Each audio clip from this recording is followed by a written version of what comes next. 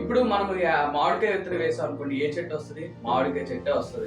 Apple చెట్టు వస్తదా? రాదు. ఎప్పటికి రాదు. ఎందుకంటే మన యొక్క జీవితంలో కూడా మనము దేనికోసం అయితే కనిపెడుతూ ఉన్నామో, మన యొక్క ఆలోచనలు, మన తలంపులు ఎటువైపు ఉన్నాయో, మన యొక్క ఆలోచనలు అటువైపు మన గమ్యం వైపు నడిపిస్తాయి.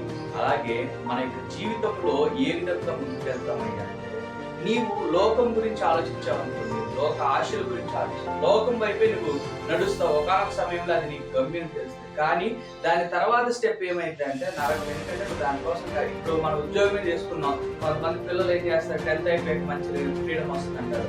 వాళ్ళు అయిపోద్ది ఫ్రీడమ్ అనుకుంటారు. ఇంటర్ అయిపోయాక మంచిగా ఎంజాయ్ చేయొచ్చు అంటారు.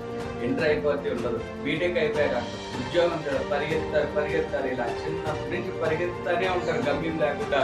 ఒక పాయింట్ ఆఫ్ టైంలో జాబ్ వస్తుంది. జాబ్ వచ్చాక ఏం చేద్దామంటే జాబ్ మానలేరు, జీవితాన్ని ఎంజాయ్ చేయరు. అంటే నేను ఏ విధమైనటువంటి ఆనందాన్ని అంటున్నానంటే పరలోక సంబంధమైనటువంటి ఆనందం. నీ యొక్క జీవితం అంత ఆనందాలు నువ్వు జాబ్ కోసం ఎన్నో సంవత్సరాలు నువ్వు ఆలోచిస్తూ ఉంటావు, వెయిట్ చేస్తూ ఉంటావు. అది వచ్చాక నీకేమైందంటే ఏంది ఇది అనుకుంటా.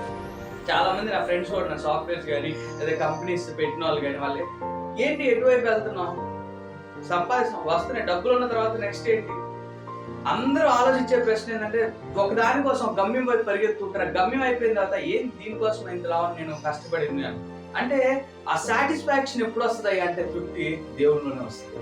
నీవు దేవుని కొరకు కనిపెడుతూ ఉన్నావు అనుకోండి, కావలి వాడు ఏ విధంగా ఇక్కడ కావలి ఉంచుతాడో ఆ యొక్క వెయిట్ చేస్తుంటాడు. అట్టి రీతిలో నీవు దేవుని కోసం ఎప్పుడైతే నీ యొక్క జీవితంలో కనిపెడుతూ ఉంటావో, నీకు ఏమంటాడంటే కీర్తనాకారుడు, ఆయన కృప దొరుకుతుంది. నీవు ఆయన కోసం చేస్తే, ఆయన కోసం వేచి ఉంటే నీకు ఆయన కృప దొరుకుతుంది. ఆ కృప దొరికినప్పుడు నీకు తృప్తి వస్తుంది.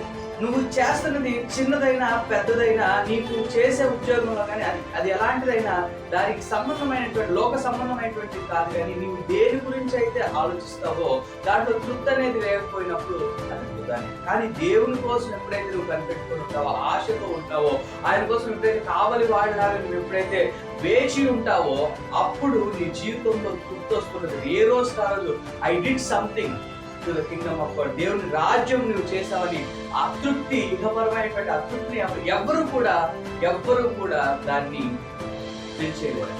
సో అందుకని దేవుడు ఏమంటున్నాడంటే, నీ జీవితంలో అనేక మందికి సాక్ష్యంగా ఉంటావు. దేవుడి కొరకు ఆయన కృప దొరుకుతుంది. ఆ కృప దొరికినప్పుడు నీకు ఏ విధంగా అంటే నీ యొక్క ఆలోచనలు దేవుడి వైపు ఉన్నాయి కాబట్టి నువ్వు మంచి ఉన్నతమైన ఫలాలు చూసి నీ యొక్క తరతరాలు తృప్తి పొందుతుంది. నీ యొక్క కుటుంబం ఆశీర్వదించుకోవాలి. షలోమ్.